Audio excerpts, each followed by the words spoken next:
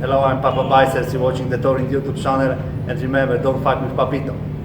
A month and a half after Snax's departure from Mousesports, Snatchy has become the official 5th member of Virtus.pro. They were trialling a player called Morels. I mean, in reality, they were just loaning him. Clearly, it wasn't the right move to go with Morels. He wasn't a good fit for the team. He looked like he struggled and actually felt the pressure a lot and actually just didn't look like a very good player, quite frankly. And if you look at the circumstances of how he was brought in, the Snax move to Mousesport was facilitated. Snax wanted out of there. He himself wasn't a very good player at the time of Virtus.pro. They couldn't go out there and necessarily pick up a Kingwin or an AGEO player due to contracts. So they had to basically pick up someone who they could just get into the team for a short period of time where it made sense for everyone to just give it a go while they were trying to figure out who they wanted as their real player, or just already get to work on the Snatchy deal, which seemed like the obvious one from the outside. So in terms of Snatchy joining, this seems like the ideal pickup, assuming you're only thinking about picking up Polish players. It seems like the best one you could have picked up. There's also the very convenient element, which I talked about in the Face It video, which it now turns out even that Snatchy, despite failing to win the EU minor, didn't even get to the EU minor, is now eligible to also play in the major immediately with Virtus.pro, where obviously they're a team where we don't know in the future if they're going to retain a spot in the major, because the classic VP always had the legend spot. That's not necessarily going to be the case going forwards.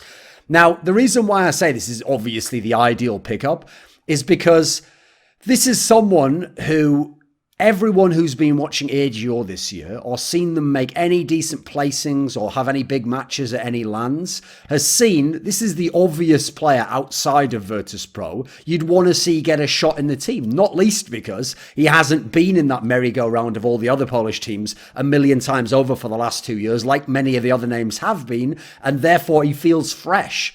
Because you look at Virtus.pro, and they're a team that clearly needs some star power. That's one of the things that when Snax fell off a cliff in 2017, they really lacked for. Just Pasha having some good tournaments, Bialy having some strong fragging, that alone wasn't going to be able to carry a team that already had lost out on having strong performances across the board. So they didn't have any star power to push them through, and therefore their style of trying to ground people out or front run on people, it just didn't work because they didn't have the raw firepower to make it work. It didn't matter how much time they put into tactics and new smokes. If you don't have a sharp blade, it doesn't matter how amazing your technique is. You're not going to be able to drive it through the other guy, are you? It's going to just clang off his arm. It's just going to, that was a bit of nothing, right? I got a little stab on him. Couldn't go all the way through. Whereas in the past, obviously they were in like a fucking super sharp battle axe that just racked away at you.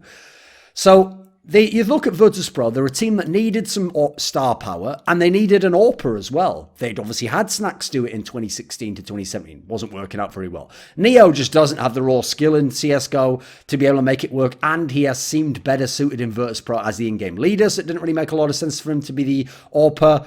Bialy's not really an AWPer in any sense. He's a very, very traditional rifle style player, and he plays so much around that pixel aim of taps that doesn't really make sense to even give him a shot at it.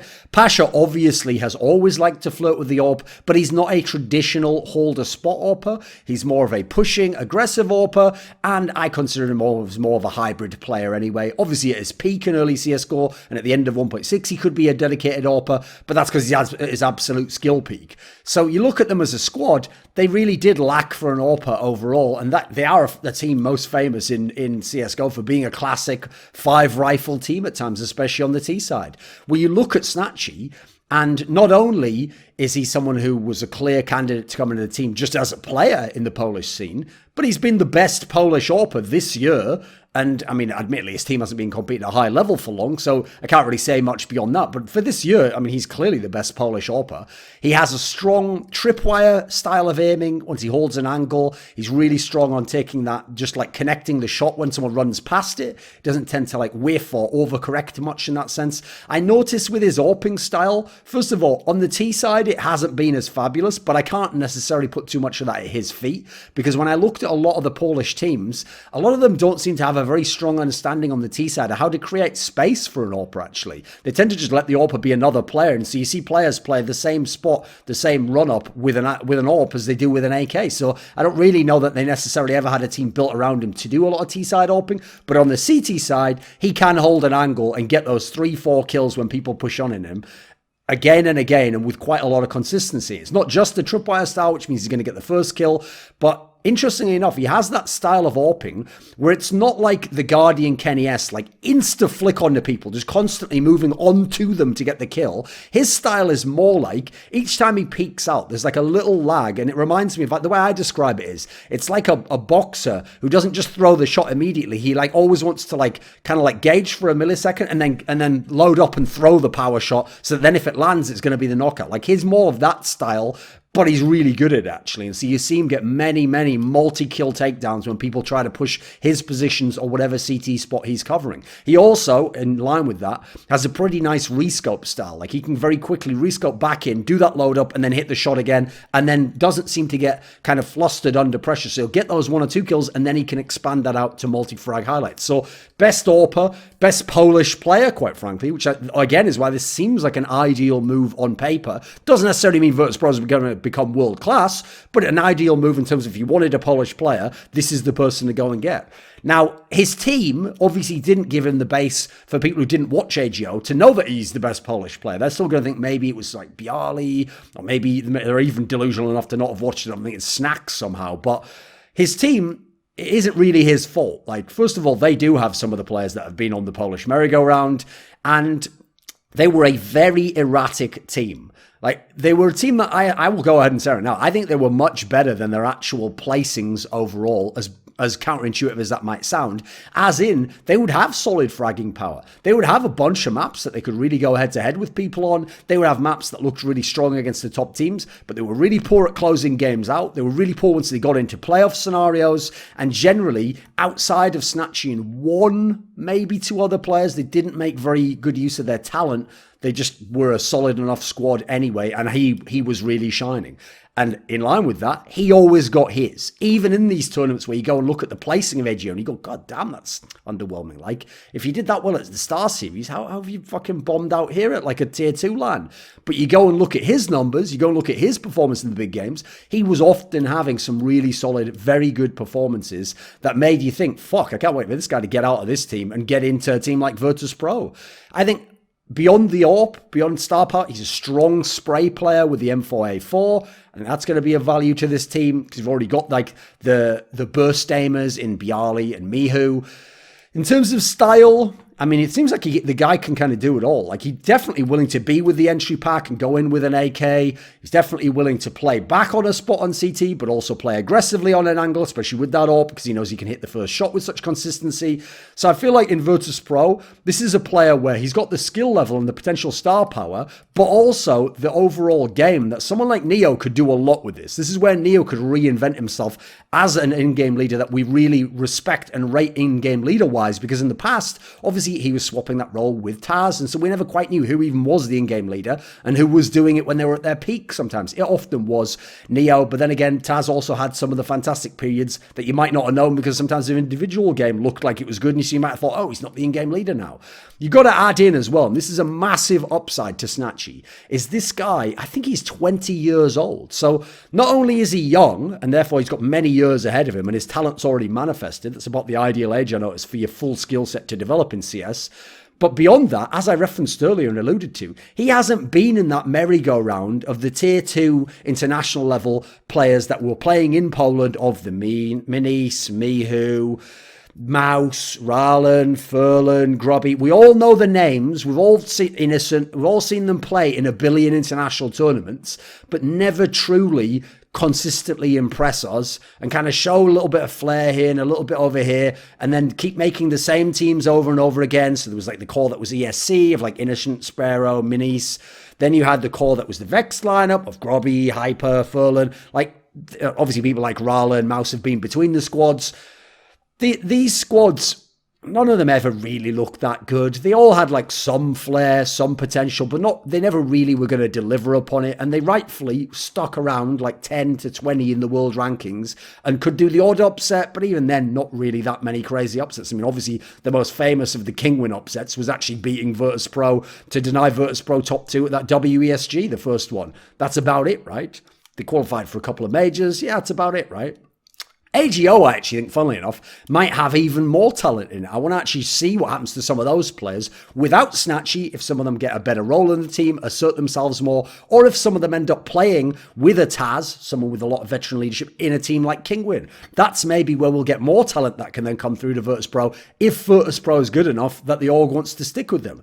Now, looking at Virtus.pro overall, right, I actually think them losing Snax is whatever. I don't even think it's that big a deal. He wasn't the best player in the team. He was far from his old style of play. He clearly wasn't willing to be an in-game leader again. That ship had sailed, as that infamous Facebook post suggested. And also, his style, while in the early days, was fantastic for helping direct the team. I thought him and Snax and Taz, for me, were the players whose kind of style of play really spoke to their team. I always thought Pasha had to be good for them to be at their best, but those are the two whose style dictated it, because Taz had that balls to the wall, aggressive entry style, whereas Snax was like the lurk player who plays very intelligently around smokes and off angles, and therefore you never quite know where to go, so you can't do heavy flanks onto them when they're doing the T-side attacks. But Snax seemed like too dominant an influence. He was warping the landscape of the team. So with him gone, that's one of the things I think can be a massive positive. I think Snatchy's a better player anyway and gives them more of what they need, especially in AWPA. Then you look at the rest of the squad. So Mihu came in and quite frankly has been a pretty solid addition. When you consider he's an entry player, he's not going to be your star player. He's a pretty solid fragger actually, does his job, seems to just play his spots, seems to be a guy who runs in like you want from an entry player. And therefore I don't really put many of the bad results at his feet, quite frankly. Bialy, I think, has been the best fragger in the team. I actually have been fairly impressed with Bialy for the last 2 years when VPs had their worst periods, because he hasn't been the guy to drop off. He's still been putting up the numbers. Now, funnily enough, the years before that, when they were very, very good, you sometimes looked at him like, where are the bigger performances? Where are the star player performances, Bialy? So I do think that he has to assert himself a bit more and be a bit more of a star in this squad. But I think his level's actually been fairly good, despite how woeful Virtus.pro has been for the last year and a half. Yeah, about a year and a half, right? Pasha, I've got to say, yes, he's been underwhelming. He's had some really poor statistical performances. With that said, he does have impact games still, and he still has times where he looks like a confident player and he'll make big plays. That has its own value, but I do think his fragging's been too underwhelming, and he has to be able to pick that up. Otherwise, he's probably the obvious next person on the chopping block. Neo is just a poor fragger. I mean, at this point in time, we just got to accept it. We've seen him play now for the last year and a half. It's never picked up. Even when he was really good in 2016, going into 2017 at times. Even then, if we're being honest, it was mainly winning clutches. It was mainly like having a big game performance. It wasn't like delivering nice stats, having a great overall event performance. No, that realistically, that wasn't his role within the team. So you look at what he can do outside of, he can't frag. He can be an in-game leader. He can run an in-game leader style. He's an intelligent player. He has impact games. He does win clutches sometimes. So, okay, yes, we're definitely operating on like, what can you give us type basis here. But it's not necessarily the end of the world still to have Neo in. You need some veteran experience. I could see extending this a little bit further now that Snatchy comes in the lineup. One thing I'll say about this team now in Virtus.pro is they now all of a sudden have taken away one of the big problems of that team, which was that they were way too old on average. Now, you look at 3 of their players. Snatchy is 20, Mihu is 21, and Bialy is only 24. Like, people don't realize how young he was when he came into the squad. That's actually not a bad core in terms of overall age. Yes, Pasha and Neo are older than fucking... I mean, put it this way, if they were a dog, you'd have put them down long time. Well, that doesn't even make sense. How would a dog be 30 years old? Whatever. You get the point, right? They're old as fuck. They're about as old as you can get in CSGO. But now they've got this core of younger players. I don't think that's the end of the world. Then you look at the fact that their fragging core, it's not bad. Like, Snatchy and Bialy frags pretty well. Problem is, who's the other member of the core? I mean, Pasha has been a concern. Mihu can frag, but he's not really going to go above and beyond that much. But I guess maybe if he's your third player... The real concern is Pasha. I think he has to give more fragging to the team. Otherwise, I don't think they can be a top team. If they have 3 solid fraggers, though, if Pasha's half decent, I'm not talking about star level, just half decent, then all of a sudden, someone like Mihu, who's playing a role and frags decent, it becomes found money. At that point in time, now you can start to talk about this team being a team that could do things at tournaments. Neo has veteran quality, as I said, And actually, I think the key thing for me, the reason why I think this is Neo's last go-around, forget the age, forget the low fragging power and his own sort of frustrations with the team. Now it looks like he has a team that he can direct and mold. Because that's what I said before about Taz and Snax. The good thing is they exerted a lot of influence on the style of the team, but they also felt to me like the players where if you're Neo and the other in-game leader, they stand the most in the way of you being able to change fundamentally the style of play and the roles within the team because you know what roles they're going to play. You remove them, right? Mihu's just going to do what he's told. So there's already a player Neo doesn't have to worry about. He's going to be an entry for you. Then you look at Snatchy. Like I said, he can do a lot. This is his first real chance at a top level team. I feel like he's going to be a star who absolutely Neo can set up, can play the team around. And then you look at someone like Pasha's a great teammate. I don't necessarily know cerebrally that he can do a lot differently in terms of role. That's a little bit tough. Bialy, though, is someone where I know that actually within Virtus.pro, someone like Neo has always appreciated Bialy. I think he might have even name-checked him as the best teammate in the team, thinks he does his job very well. So I actually think this is a squad where one of the big upsides, while they have a little bit of concerns with some fragging aspects, they've got a team that now might be able to be molded. And so let's see what Neo can actually do now as an in-game leader. Let's judge him over these next 3 to 4 months, and if the team isn't good enough after that and they can't max out their ability level and get into the top 7, top 8 in the world, then yes, maybe it's time for Neo to go. Because I look at this squad now, this can be a top 10 team. Now, they're going to need to figure out some strengths of their own, because they're not going to have the old Virtus.pro strengths of like amazing plow where you front run people, you just get things going, you've played together for so long, you have an insane sort of chemistry for when you're dominating people and you know that your teammate, you have insane confidence in him. Then obviously the grind factor, where again you have amazing intrapersonal chemistry, interpersonal, which means that you can play off each other in scenarios, you can play in dodgy situations, do crazy flanks, push up to certain spots on the map that you shouldn't be able to normally without perfect comms or a read on someone. I don't think you're going to have a lot of that, quite frankly, but you got a legit star player. You still got a good international fragger in Bialy. You've got me who's doing a good job. You got vets in Pasha and Neo. There's decent enough players here that this could already be a top 10 team. Admittedly, it's going to be a bottom end of the top 10 B-class team overall. So for me, there's potential here. I definitely hope Snatchy blossoms, flourishes into a star player, and actually replaces what Snax used to be for Poland in the international community, which I think he has the skill set to do. He's young enough to, and he hasn't had a proper team around him yet. But this is probably a team that's one more roster move away. Now, the two obvious players are two of the remaining players. It is Neo and it is Pasha. If it's Pasha, who, fair enough, might be his time to go, hasn't played that well in the recent times, then I hope they can bring in someone with some solid fragging. If it's Neo, I'm not sure where you go, but you got to get an in-game leader, right? You got to have someone to harness these talents. But like I said, I'm going to give him these next few months and say that this is the team he can actually mold, where so much of the other team was just swapping one role between two players and then hoping that changed something or flexing to a different map. So I actually don't think he had many opportunities in the past team to mold it.